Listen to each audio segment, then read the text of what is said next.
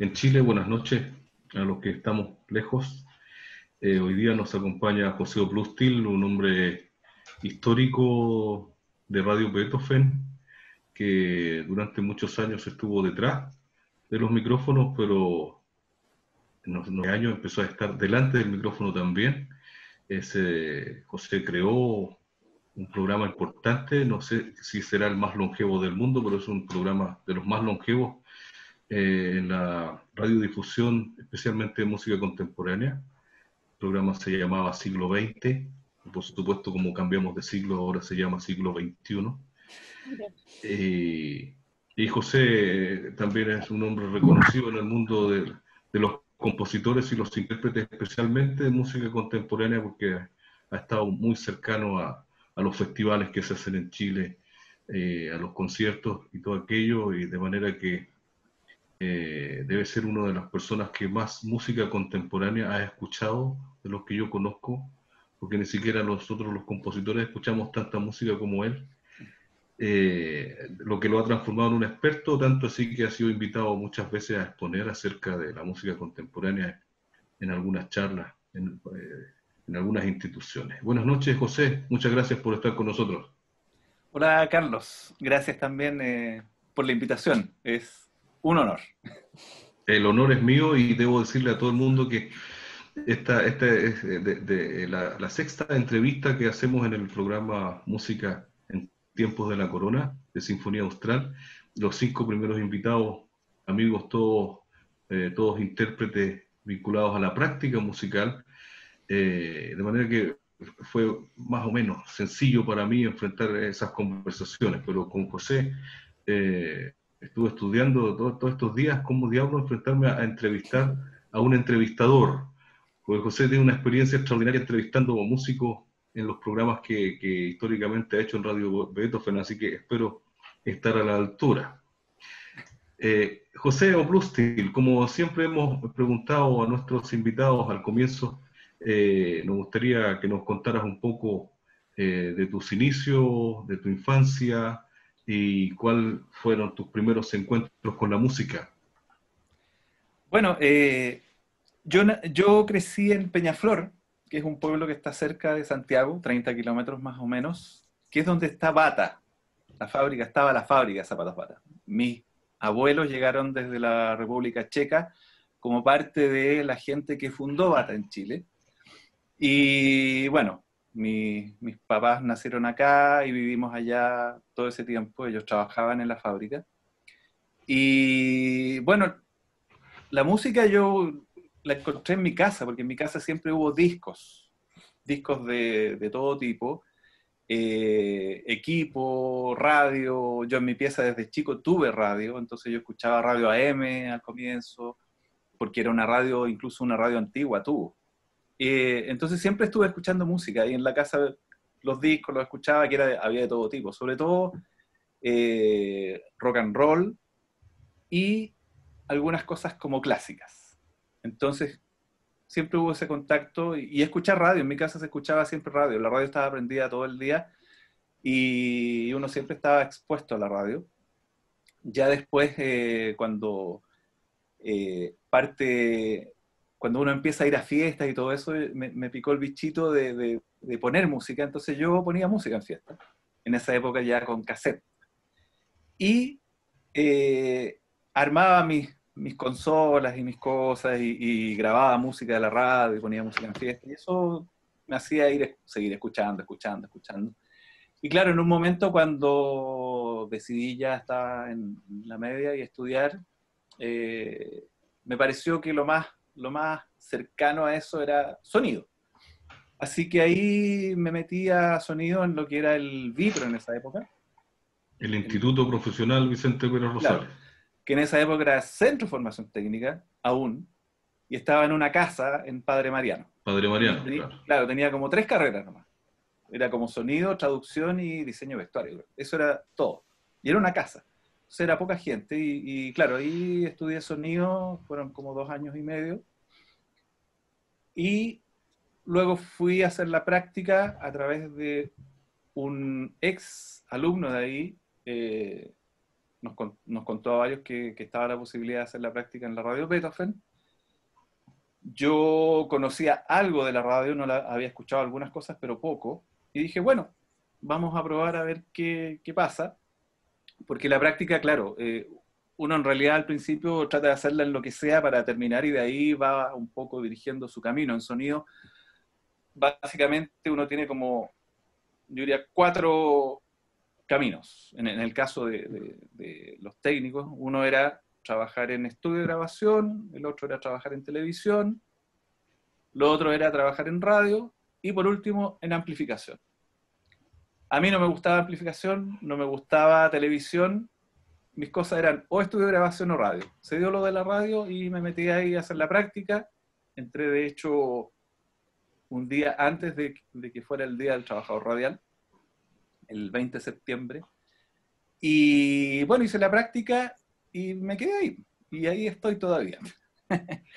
Hiciste la secuencia lógica de todo adolescente que pone música en fiesta y que de alguna u otra manera termina estudiando Claro. la carrera de sonido. Sí, sí. Claro, o haciendo música. O sea, O haciendo música. claro, claro. Yo me metí a eso porque además me gustaba esta mezcla de, digamos, de lo musical sin llegar a ser músico, porque ciertamente tampoco es que me atrajera tanto la parte musical de la música, me gustaba la música como una cosa, como Las auditor. máquinas, las perillas. Claro.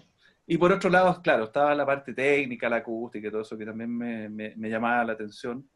Y bueno, así quedé en la radio desde entonces. Eso fue el año, a ver, 88, claro. El 88 en septiembre entré a hacer la práctica y desde el 89 empecé a trabajar ahí en la radio, oficialmente. La radio ya Claro. tenía 8 o 9 años, Radio Beethoven. Claro, claro. Esos años. No, Oye, y coincidió además con una etapa importante porque era cuando era el plebiscito. Así que era muy entretenido estar en la radio en ese momento, porque en la radio estaba Patricio Bañado, claro. estaba también Pedro Sánchez, que era la voz en off de la campaña del no, y por otro lado estaba Mauricio Reyes, que era voz de la campaña del sí. Entonces el ambiente era muy entretenido en la radio, en ese aspecto. Oye, José, pero tú en esos años eras radiooperador, digamos, no ningún vínculo con alguna producción. No, claro, claro, es que uno entraba como controlador en la radio, para poner discos, locuciones, lo que hace un control, digamos. Claro. Pero la radio tenía particularidades en ese aspecto porque como no son canciones, no tienes que estar cambiando los discos cada 3 minutos. Entonces de repente te tocaba una sinfonía de 40 minutos. Tenías que dar vuelta al disco, eso sí, a los 20 minutos. Y hacerlo muy rápido para que no se notara tanto el silencio. Entonces, claro, uno, ¿qué iba a hacer ahí? Se ponía a leer porque había enciclopedia y estaba la discoteca que había como 10.000 discos de vinilo y estaban llegando recién los CD. Entonces, claro, uno lo que hacía era ver los discos, leía, escuchaba en otro tornamesa mientras estaba al aire. Era una fuente de un tesoro, digamos, para ir descubriendo. Eso fue en la casa de Ñuñoa, ¿no? Que No, tenía Radio Marcel Beethoven. Dubó. Ahí estaba en Marcel Dubó, que ahora no existe, frente Ya, a una placita que está donde está sí. República de Cuba. Claro. Ahí Sí, estaba la casa de la radio originalmente. Y después se fue a Garibaldi, que era en Ñuñoa, Claro. que eso fue 90 y algo. Oye, yo para seguir hilando esta conversación, quiero poner un pedacito, una cosa muy, muy cortita que encontré, que tiene que ver con tu labor de grabador.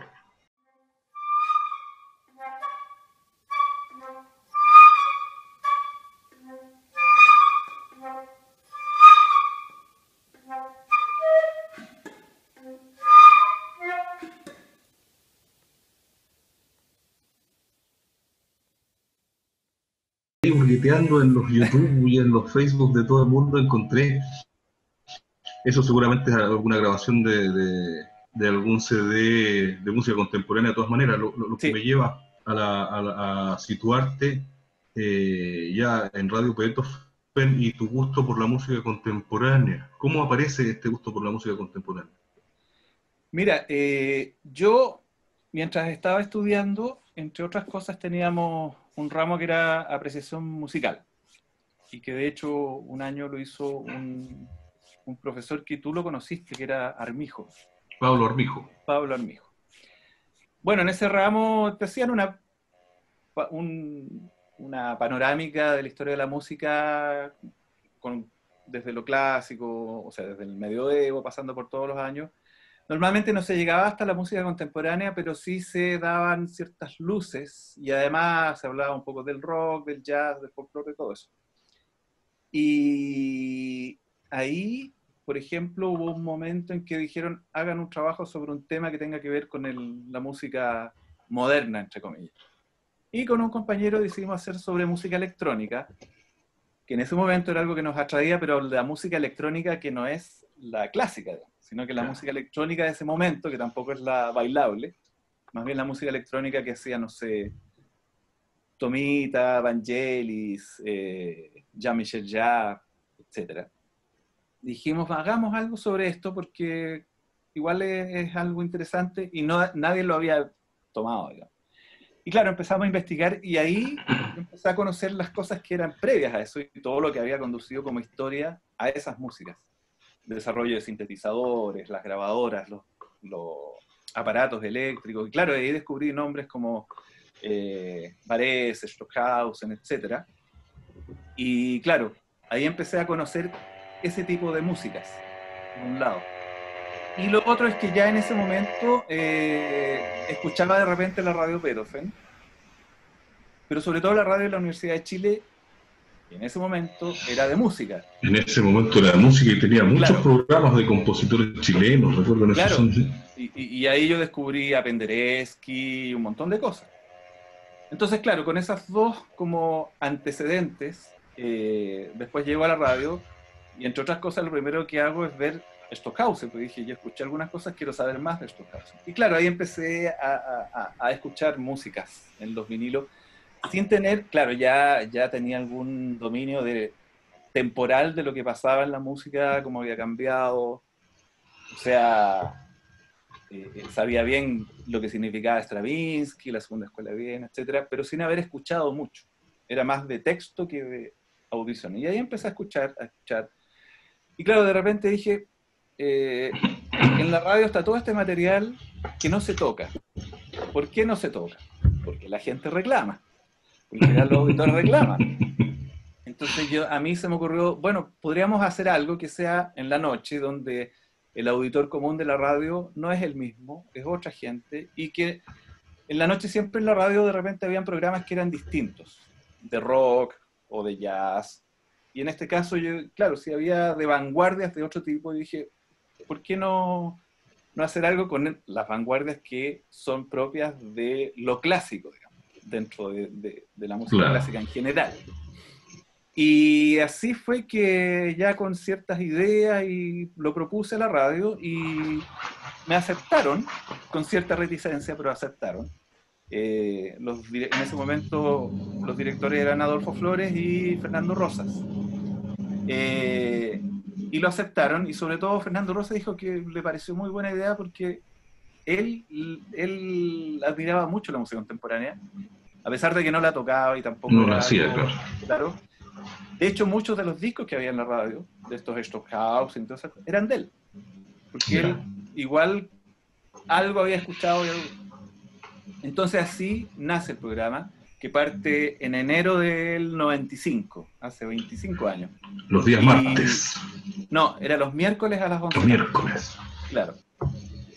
Y bueno, así empieza el programa y mientras se va desarrollando el programa, yo voy empezando a conocer y a conocer más cosas, porque era como un crecimiento a partir de eso, de ir escuchando para ir mostrando estas músicas y siempre con cierta, o sea, mi idea era mostrar lo que no era tradicional dentro de los programas en general de la radio y los programas de conciertos. No iba a tocar a Shostakovich, tampoco a Bartók, la idea era tocar las otras cosas.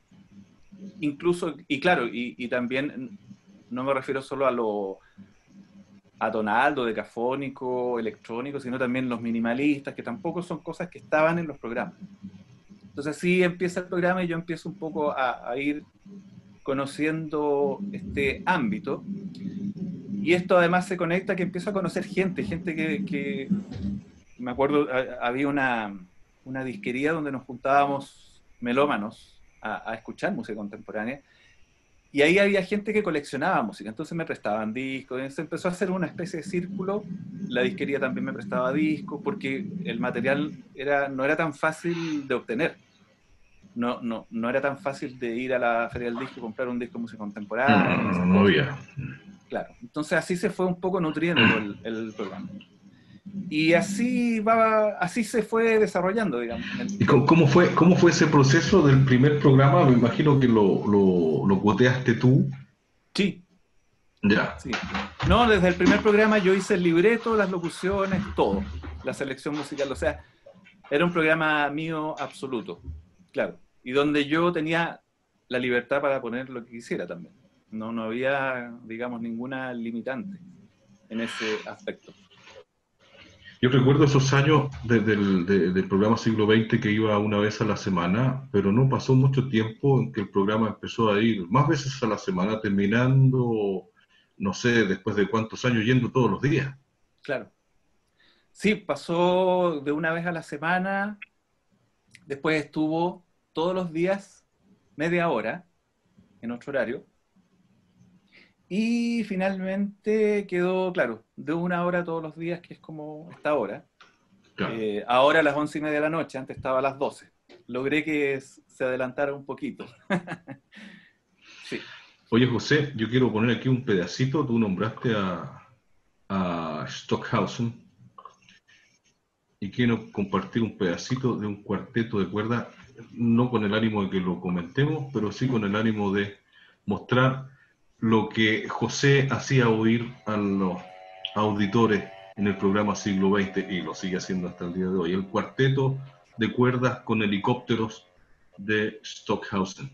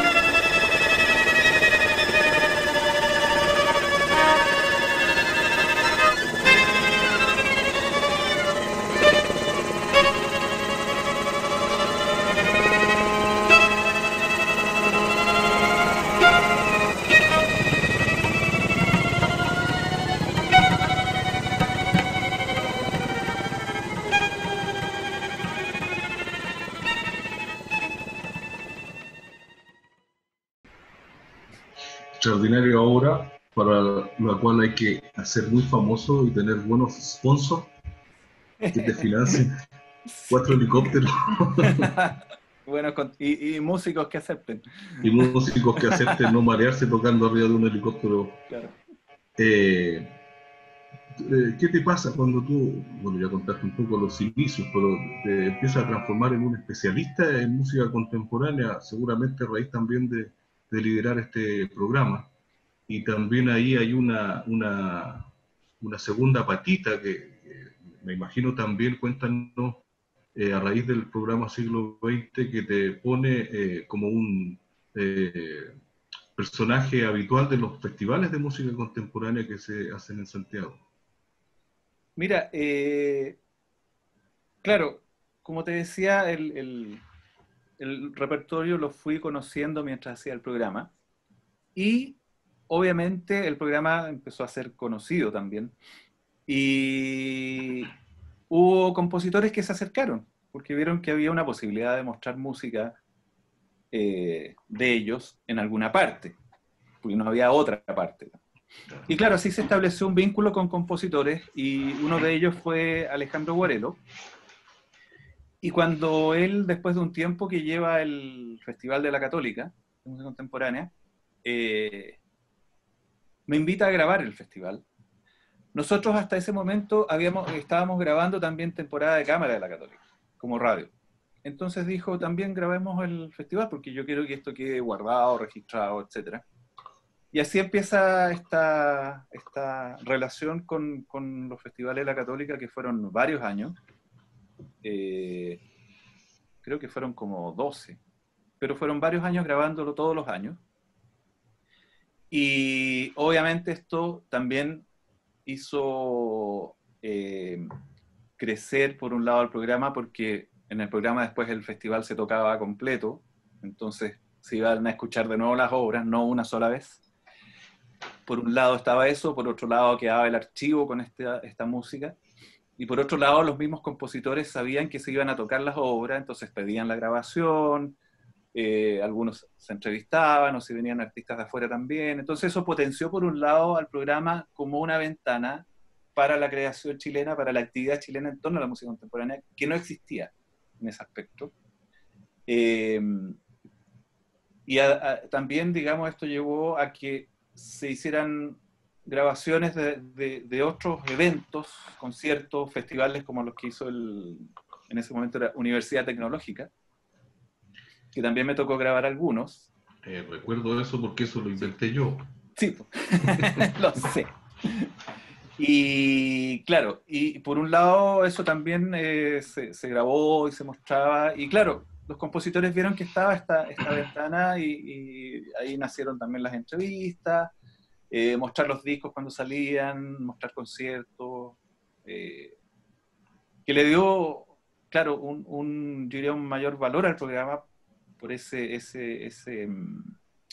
por transformarse en ese vehículo para, como te digo, para algo que no sucedía en ninguna radio, y menos en otro medio.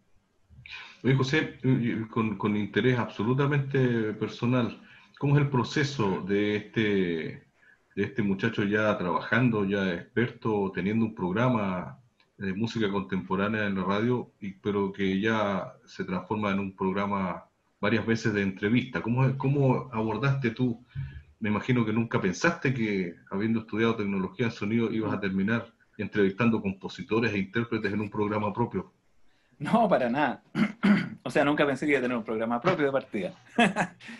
Y claro, yo creo que nació como una necesidad. En un momento se plantearon, o sea, entrevistas, si tal persona, tal compositor. Bueno, dije yo, veamos cómo resulta, probemos. Entonces, lo que yo hacía, claro, básicamente tampoco era hacer una entrevista, y siempre evité eso de que fuera muy musical, teórica, o sea, sino pensando en que yo soy un auditor, yo mismo, como poniéndome en el caso un auditor, y si tengo a esta persona aquí, ¿qué le preguntaría a esta persona? ¿De qué hablaría con esta persona? Y eso fue mi idea, digamos, siempre hacer una entrevista que fuera como conversación más que otra cosa, tratando de hablar del compositor, hablar de la obra, descifrar algunas cosas, obviamente, porque siempre la gente quiere tener algunas informaciones, pero nada más, nunca fue así como con con una intención de investigador, ni de musicólogo, nada, solo como si yo fuera un auditor que está interesado en saber algo más, o sea, del intérprete o del compositor. Pero ese proceso, muy de a poco, te fue lo mencioné yo al principio, te fue convirtiendo en un experto. Yo, buscando información sobre ti en YouTube, en Internet y en otros medios, me encontré con una de tantas charlas que tú has dado, pero hay una que está completa y les recomiendo. Si ustedes ponen José Oplustil en YouTube, lo primero que aparece es una charla extraordinaria de una hora más o menos, en el Duoc, no, en el Puerto de Ideas de Valparaíso, donde tú haces un recorrido completo de la música europea del siglo XX. Te transforma esto y cómo enfrentas tú, cómo te sientes tú cuando viene la primera invitación y te invitan a hablar de música contemporánea, no siendo tú compositor ni intérprete, sino un melómano que además hasta ese minuto llevaba la batuta de la difusión de la música contemporánea. Mira, no fue fácil porque, claro, una cosa es hacer el programa y además estar escondido detrás del micrófono y que nadie te vea. Es súper fácil, digamos. Además, uno normalmente graba y edita si se equivoca y todo eso, no es en vivo. Entonces, claro, habían dos elementos que eran difíciles para mí. Uno era hablar así en vivo sin equivocarme, que fuera más o menos conectado todo. Lo otro era de qué iba a hablar. Bueno, el contenido se ha ido desarrollando con el tiempo, o sea, yo he ido aprendiendo mientras he ido trabajando en el programa, porque uno para cada obra investiga datos mínimos como cuándo fue escrita, qué cosas se pueden decir de la obra, cuál es el contexto histórico, el compositor, si es parte de algún fenómeno, de algún movimiento, todos esos detalles uno los va investigando. Libros, los textos de los discos, etc. A veces hay que corroborar eso sí, porque a veces hay datos equivocados. Suele suceder mucho en Internet de repente que también hay datos equivocados, etc. Entonces eso se fue nutriendo solo con el programa. Y claro, lo que yo hice al llevar, cuando me invitaron a hacer estas charlas, porque primero me invitaron a la Universidad Adolfo Ibáñez, que tenían un curso de apreciación musical que era todo el año, un diplomado. Y claro, iban pasando todos los periodos y tenían que llegar al siglo XX. Entonces, pero claro, hablar del siglo XX en 2 horas y nada más, porque no iban a dedicarle tanto tiempo. Y ahí claro, se contactó conmigo Juan Pablo Avalo y me dijo si podía. Yo dije, bueno, voy a hacerlo. Y la idea mía era lo mismo que hago con el programa. Era como hacer esta panorámica como si estuviera en el programa mostrando música para gente que no tiene idea, para gente que probablemente el 80% queda espantada, pero mostrarla. Decir, esto existe, esto pasa, esto es hoy, y es tan válido como las músicas anteriores, es algo que hay que conocer. O sea, entonces con ese enfoque siempre he hecho un poco las charlas, pensando en que la gente en general no sabe de qué se trata. Decirles un poco, hacer paralelos, así, claro, o sea, usted probablemente conoce a Picasso, conoce a Dalí, la música es lo mismo, pasa al mismo tiempo y el resultado es este. Lo que pasa es que no todos lo conocen porque, claro, no se difunde tanto, es más difícil de acceder.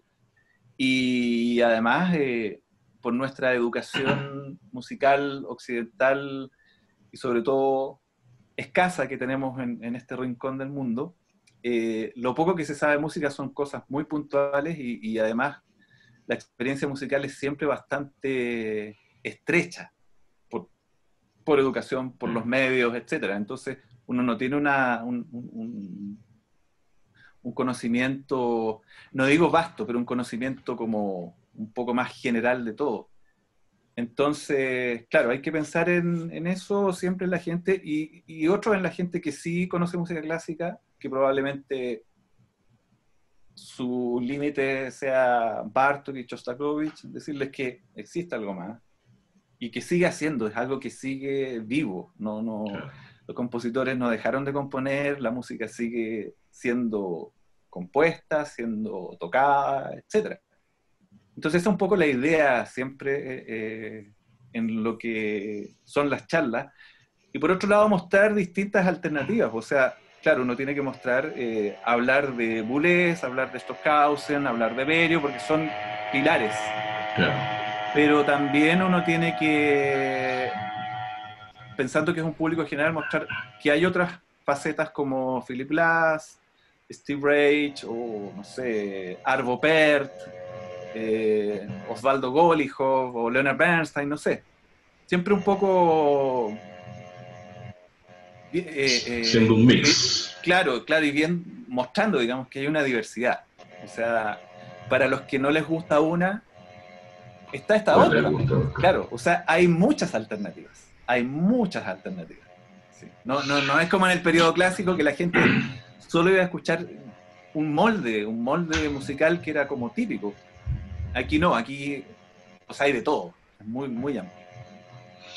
Oye, José, y volviendo a la misma línea de pregunta que te estoy haciendo de este joven que empieza a estudiar tecnología y termina no mucho tiempo después liderando un programa de música contemporánea, toda esta labor te llevó a que el Consejo Chileno de la Música te diera la medalla al mérito el año Sí, 2013, puede ser, creo 2012. que 2012 fue, sí. Sí, sí, sí.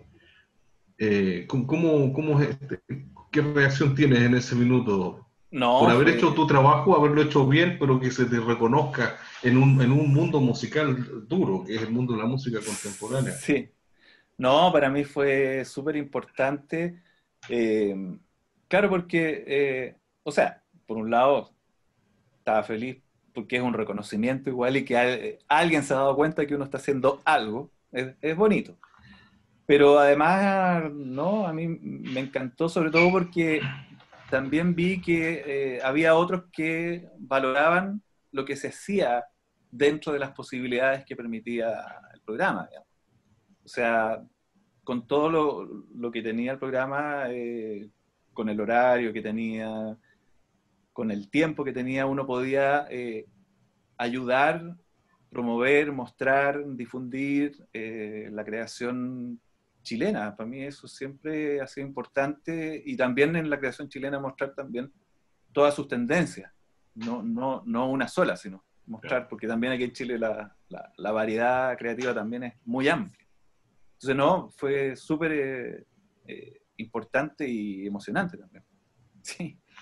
Yo tengo que comentar con todos quienes nos acompañan que de toda esta experiencia que ha acumulado José Brustil también lo tiene puesto en los jurados del Ministerio de Cultura para la ¿Mm? selección de algunos proyectos, también en el jurado del premio Altazor, Pulsar, los premio Pulsar, perdón, sí, se llamaba Altazor antes antes, sí. y cambió el premio Pulsar, así que estamos hablando con un verdadero experto. José, yo te quiero cambiar de foco y volver un poco a tu labor como grabador. ¿Mm? Y para eso voy a compartir un pequeño videito que tú, yo sé que tú eres parte o sea, no eres parte, eres quien grabó, es el audio de este DVD del ensamble Terra Australis, que es un DVD que se grabó en la Catedral de Santiago. Ay, que mi abrazo de amor en la llama, qué dulce violencia, qué tierna regala. Ay, que mi abrazo de amor en la llama, qué dulce violencia, qué tierna regala, qué dulce, qué tierna regala. Estos incendios al pecho motivan que anhela el tormento que es gloria del alma. Ay, que me abrazo de amor en la llama. Ay, que me abrazo de amor en la llama. Qué dulce violencia, qué tierna regala. Qué dulce violencia, tierna regala, que tierna regala, que tierna regala.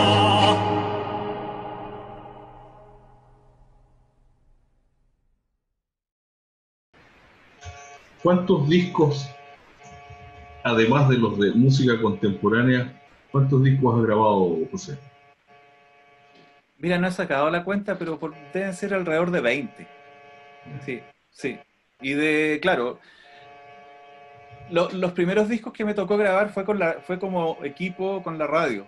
Hicimos discos con la Orquesta Cámara de Chile y Fernando Rosa y con la Sinfónica Juvenil. Y yo era parte del equipo. Ya. Después, claro, después se dio que empecé a grabar yo solo, sobre todo los de música contemporánea, del ensamble contemporáneo, de distintos intérpretes. Y claro, en el caso de este DVD también fui parte de un equipo, no es que yo haya hecho el audio solo, fui parte de un equipo con el que montamos, grabamos, editamos y estuvo la parte audiovisual, que después hubo que trabajarla con lo que es el audio y todo eso. Fui parte de un equipo, digamos. Pero, claro, yo diría como, sí, una veintena de discos. Oye, sin entrar en explicaciones estrictamente técnicas, me imagino que enfrentar la grabación de un disco de música contemporánea, eh, a veces con instrumentos de percusión que suenan muy fuerte y todo aquello, y la grabación de este, por ejemplo, de este registro que acabamos de escuchar con instrumentos de música antigua, requieren de técnicas de microfonía muy distintas, ¿no? Sí, en general uno tiene que adaptarse más que las músicas, al sonido de la obra. Porque hay músicas contemporáneas que pueden requerir el mismo tipo de micrófono o la misma posición que en la música antigua. Hay otras que no, hay otras que requieren distintos tipos y depende de las obras también. Uno tiene que pensar o sea, ver cómo es la obra, aparte de los instrumentos, ver cómo la plantea el compositor. O sea, no es lo mismo grabar no sé, a Feldman o a Charrino que a Stravinsky, no sé. Claro, entonces uno tiene que también tiene que conocer más o menos de qué se trata la música, independiente si se escuchó o no, trata de tener algunas nociones y cosas básicas como dónde van los instrumentos, en qué posición y todas esas cosas. O sea, y uno básicamente lo que tiene que hacer es recrear lo que está ahí, lo que estás viendo visualmente en el escenario, porque en general uno graba como si los músicos estuvieran tocando para la gente, ¿no? La música contemporánea, clásica en general, o la música antigua, no se graba por pistas separadas, ni en estudio, cada uno separado, como se hace la música rock, pop, etc. En general hay que grabar todo junto para que funcione la obra, porque los músicos se están mirando, están interactuando en intenciones, en dinámica, en expresión, etc. Y además por la acústica, los instrumentos tienen que escucharse y entremezclarse entre sí. O sea, eso es súper importante, si no es raro. O sea, es raro si hay un conjunto con piano y que el piano no entre en una flauta, en un violín. Es raro, sonaría demasiado falso, demasiado extraño. Claro. Bueno, hay una montonera de discos que se graban así hoy en día y como bien dices, se nota muchas veces que se graba de a uno. Sí. Hay una experiencia, voy a contar rapidito, una experiencia que por mala suerte, el grupo Entrama, que es un grupo de fusión en Chile, que ganó un proyecto para hacer trama sinfónico con la Orquesta Sinfónica de Chile, hoy en día Sinfónica Nacional, y en aquella época cambió el dueño de la orquesta, el director del CEA, del Centro de Extensión Artístico de la Universidad de Chile. Y el hombre desconoció el acuerdo. Entonces no pudieron sino grabar la orquesta de a uno. Una flauta, después la segunda flauta, uno por uno, grabaron la orquesta completa. El resultado es bastante bueno, pero se nota que está manipulado. Sí.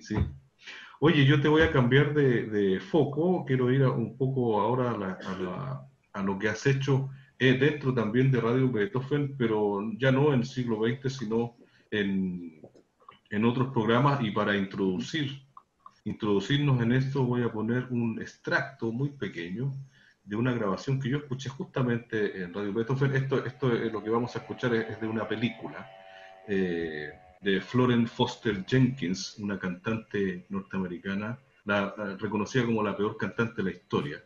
Y en esta película vemos a Simon Helberg, que es conocido actor de la serie The Big Bang Theory, que es un fantástico pianista, Meryl Streep y Hugh Grant, que son los protagonistas. Vamos a ver un pequeño extracto para irnos cambiando de foco. Fly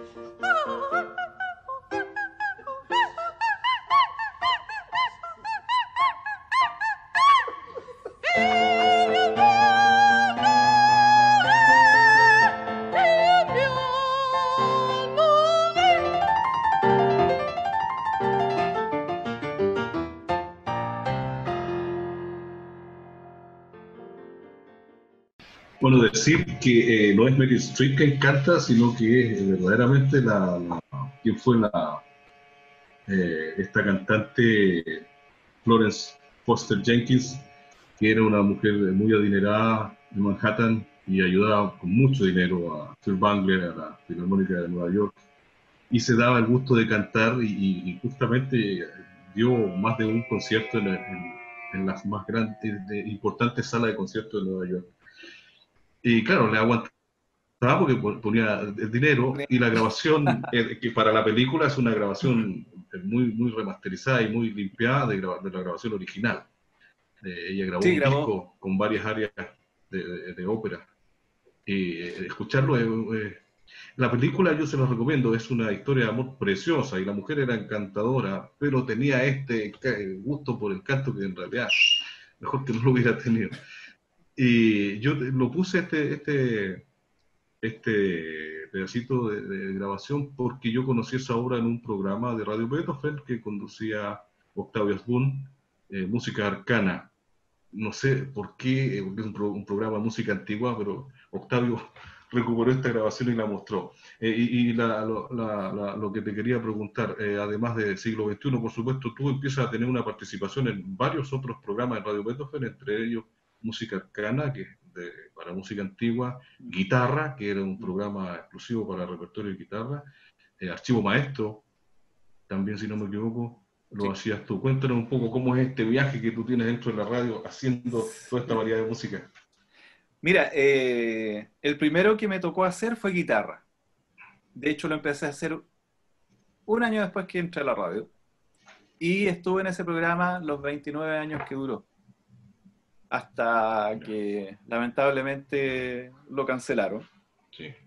Por razones todavía muy curiosas. Sí. Y bueno, ahí trabajé con Oscar Olsen, que hacía el programa, y como te digo, fueron 29 años de trabajo toda la semana, porque era un programa que se grababa toda la semana, se editaba, y también tenía entrevistas y todo eso. De hecho ahí yo un poco, porque Oscar tenía el bichito como periodístico dentro de sus muchas habilidades, y ahí yo empecé a ver las entrevistas, dije, me atreví un poco y dije, sí, esa es como la idea, esa es como hay que hacerlo, digamos. Entonces fue súper importante y claro, hicimos este programa mucho tiempo. Después Oscar con Octavio ofrecieron y tuvieron la idea de hacer el Música Arcana y también yo asumí la edición. Después en un momento Oscar sale de Música Arcana y queda Octavio. Entonces era trabajo, claro, grabar, editar, armar los programas, un trabajo sobre todo interesante porque también yo iba conociendo otros repertorios, o sea, escuché una cantidad de guitarra y de obras para guitarra, y después de música antigua también, o sea, me adentré en otros ámbitos que eran súper interesantes, así que siempre fue enriquecedor en ese aspecto, de ir conociendo estos repertorios y además de gente que lo conocía muy bien, o sea, tanto Oscar como Octavio lo conocían súper bien estos repertorios. En el caso de Archivo Maestro fue un programa que partió con distintos nombres y qué sé yo, incluso antes que el siglo XX, con otros nombres, eso sí. Y la idea era hacer una especie de programa de larga duración en la noche, un poco con un tema que lo unificara en la semana. Por un lado era para tocar obras largas que no siempre se podían tocar dentro de la programación diaria. Y lo otro era precisamente abordar temas específicos ya fuera. Las sinfonías de Mahler, y se tocan todas las sinfonías de Mahler. O las grabaciones de Claudio Rau, ya, se ponen todas las grabaciones. Pero hacerlo así como temáticos, los cuartetos de Beethoven, o géneros, de repente, Requiem. Una semana de Requiem, los Requiem más importantes, etc. Un poco para para hacer este recorrido, ya fuera histórico o de versiones, un poco enciclopédico, que a muchos melómanos les encanta. Hay muchos melómanos que les encanta esto por ejemplo, que compran música y tienen todas estas versiones de Beethoven, claro, la Sinfonía de Beethoven en 10 versiones distintas, o los cuartetos de Beethoven con 10 cuartetos distintos. Entonces, es también parte de la música. O también la gente, claro, que colecciona géneros. Claro. Cuartetos de cuerdas, claro, sinfonías, misas, qué sé yo. Entonces, un poco era la idea del Archivo Maestro, y siempre, y que sigue siendo eso, es tener una unificación temática semanal en torno, como te digo, a un compositor, a un intérprete, a un formato, a un género, abarcando, claro, dentro de ese es como sin que se tope con lo que es la música contemporánea. Claro. Claro, llegando, digamos, ahí haciendo como una diferenciación. Pero claro, ahí justamente es donde puedo poner a Shostakovich, a Bartók, todas esas músicas que no he querido poner en el otro programa y que me gustan también. Sino, no es que me guste solo la música contemporánea, a mí me gusta también, me gusta Beethoven, me gusta música de todas las épocas. Y por último, claro, el programa que está ahora en la tarde, que va de 2 a 6 de la tarde, de lunes a sábado, que ya es un programa que tiene de todo. La idea del programa es mostrar de todo tipo de repertorio, haciéndolo lo más variado posible, que ojalá, o sea, que no salga que no sea solo orquesta, sino que pasando de la orquesta al piano, la cámara, algo coral, mostrando de poco un todo, y ojalá en versiones lo más buenas y aceptables posible. Claro. No cualquier versión, digamos. Oye, José, tú has dicho en esta última parte varias veces la palabra ahora.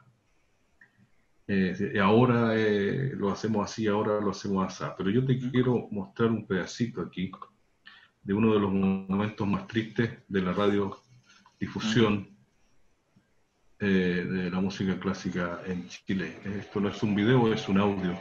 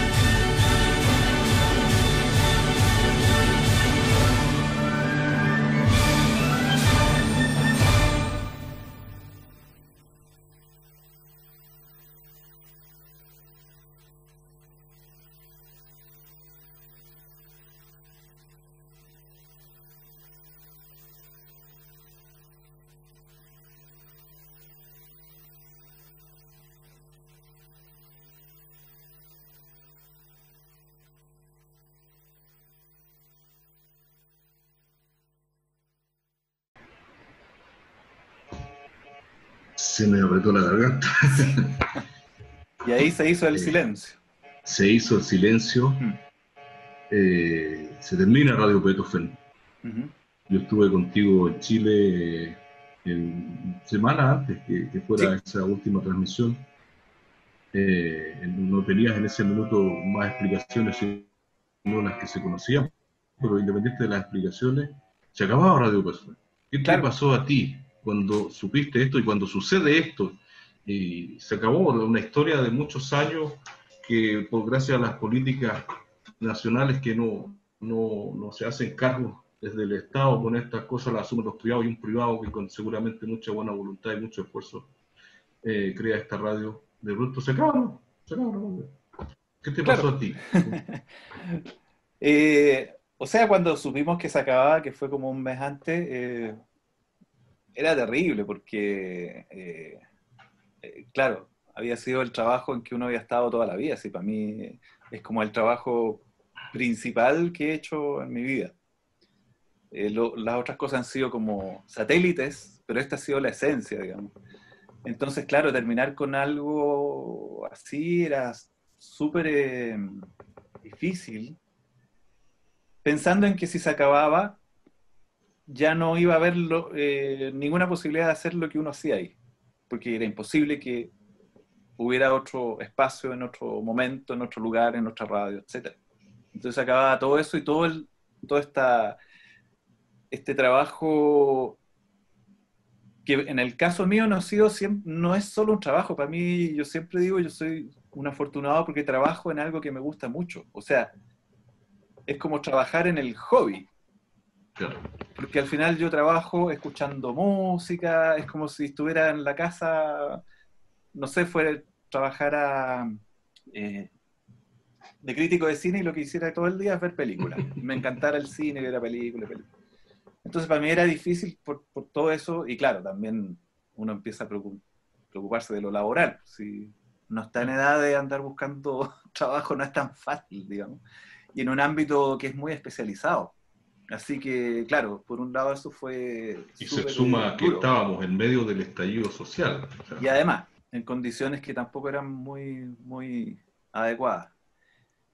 Pero bueno, había que asumir y había que terminar lo mejor posible y hacer hasta el final lo que se hacía. O sea, nadie se echó como a morir, así, no terminemos tocando cualquier cosa, qué sé yo. Entonces, todo se hizo, todos los programas y todas las cosas se hicieron pensando en que la radio se acababa.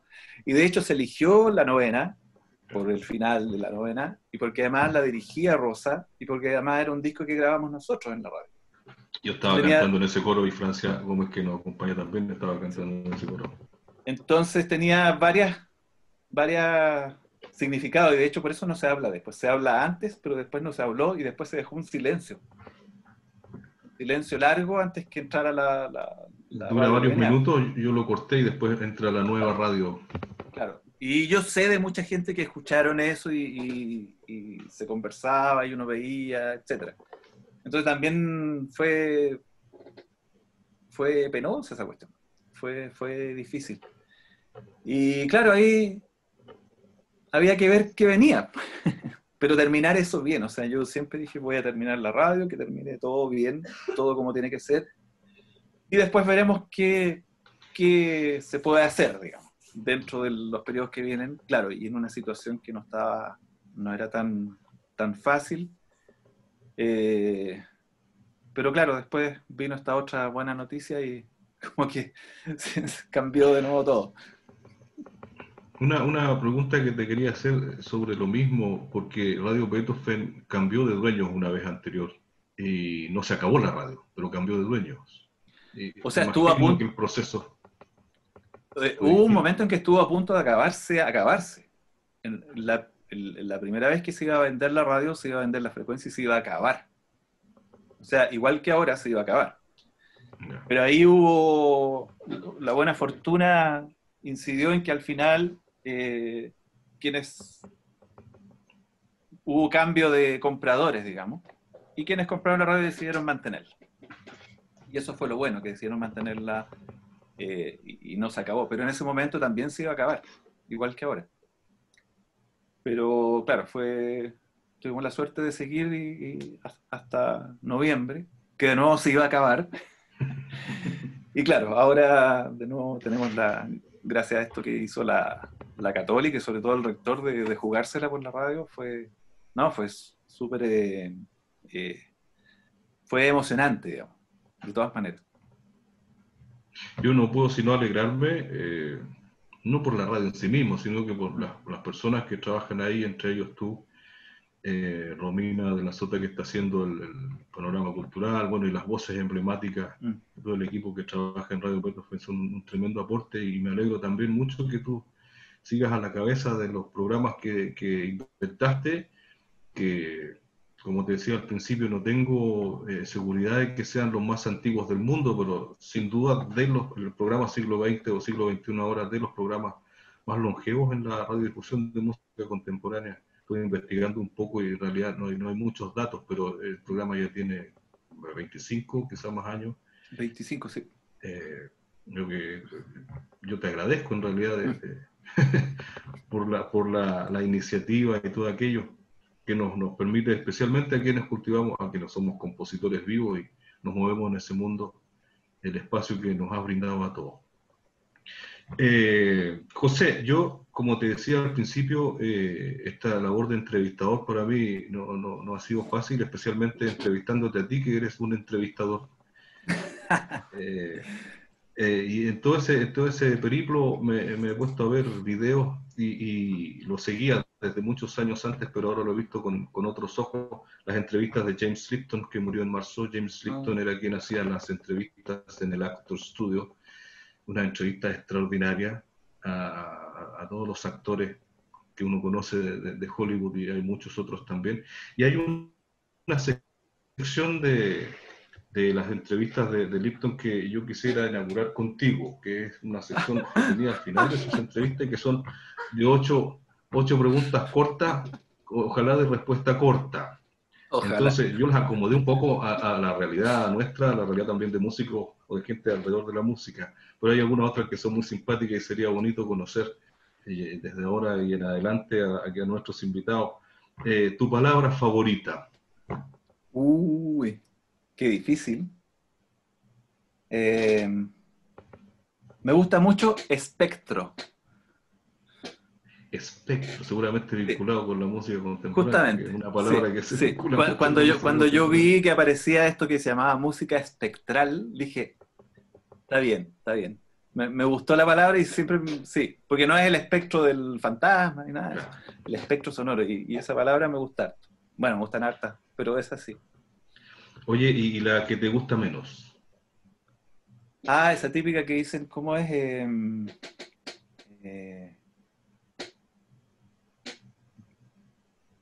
Imperdible.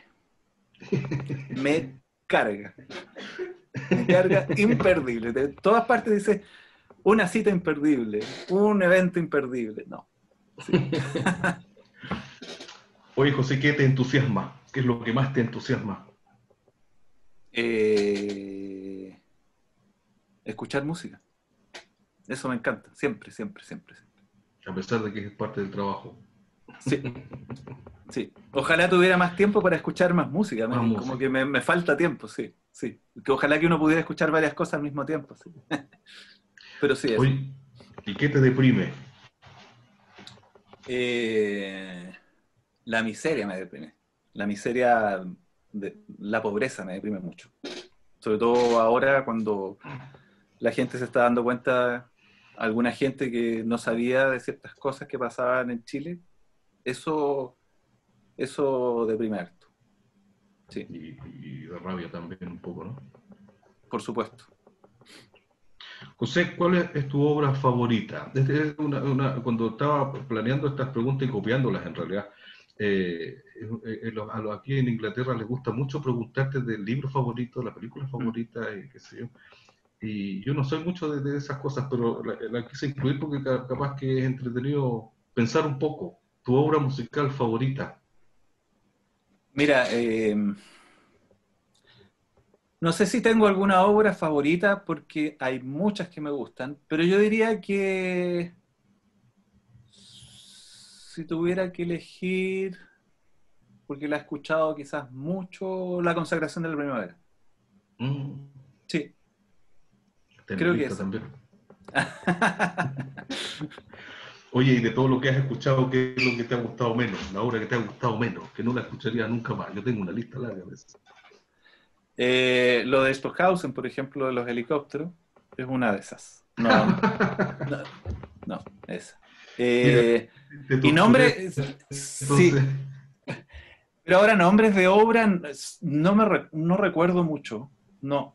Pero yo diría que esa una porque, claro, ahora que la vi me acordé de eso, digamos. Pero por nombre no me acuerdo mucho de obras, sí.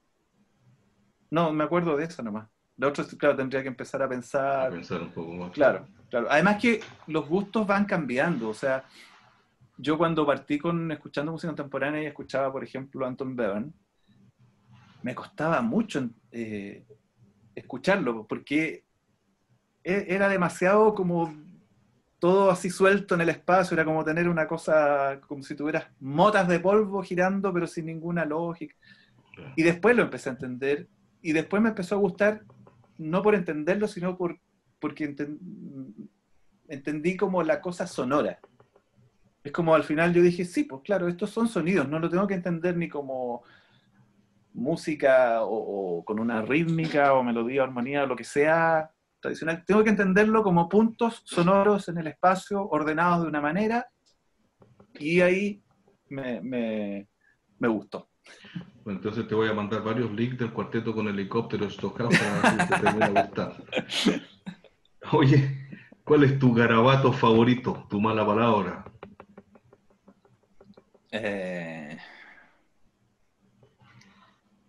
Yo creo que conches es. Y se Es está como usando mucho. preciso. Preciso, Sí. y muy Lo dice artista. todo de una.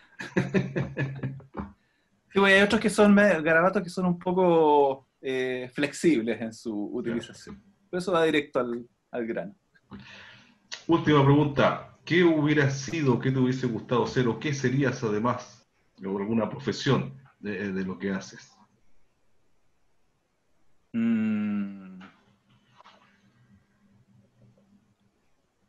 Creo que sí podría haber sido compositor. Eso quizás también me habría gustado. Pero eso es algo que se fue dando después, digamos. Sí, podría haber sido una opción. Sí. Bueno, ahí Ahora, después de todo lo que he conocido, he escuchado, etcétera. Sí. Lo conversamos un poco el otro día con José antes de esta entrevista, un día que nos juntamos por internet, y yo le preguntaba si le había dado por la composición, porque justamente hay un periodista que trabajó en Radio Beethoven un tiempo, se me olvidó el nombre. Álvaro Gallegos, y Álvaro, de tanto escuchar y leer y escribir de música contemporánea, terminó estudiando composición con Fernando García y se han estrenado varias obras de él ya. José, te voy a dar la palabra virtualmente para cerrar al menos mi intervención como parte de la entrevista. Espérate. Ahí está. Bueno, eso ha sido lo que he preparado para hoy día. Obviamente han quedado muchas cosas en el tintero, pero gracias.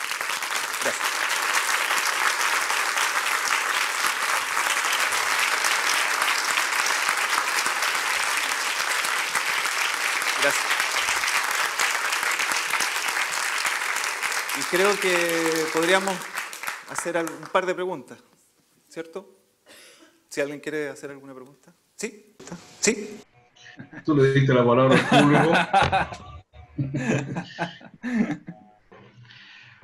José Oplustil, ha sido un placer para mí entrevistarte, ha sido un placer para mí escucharte, conocer un poco más de tu vida, de tus pensamientos, de todo lo que has compartido también de la historia de Radio Beethoven, pero más allá que conocer de la radio, sino las impresiones tuyas, que es lo que hemos estado buscando con estas entrevistas, conocer más a la persona que está en este caso detrás del micrófono, detrás de las perillas, en todos esos programas que seguramente todos quienes nos acompañan hemos escuchado a través del dial de Radio Beethoven, pero ha sido un placer para mí, una vez más, ahora desde la silla de entrevistador, compartir contigo tus ideas, y algún día compartiremos un cigarrito. Sí, ahora tenemos que hacerlo virtual. Virtual. Sí. Muchas gracias, José. No, gracias a ti, Carlos, por la invitación. Ha sido muy entretenida la conversación.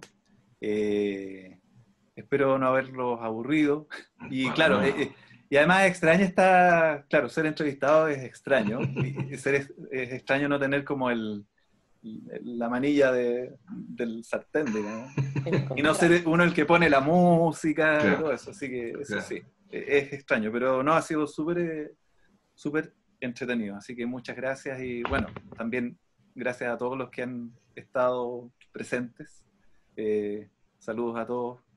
Y bueno, eso. Y bueno, está mi hija también, así que aprovecho de saludarla. Extraordinario. Así que, bueno, eso. Muchas gracias. Gracias por la invitación. Y además felicitaciones porque yo he estado en casi todas las anteriores y espero seguir estando. Y han estado muy, muy, muy buenas.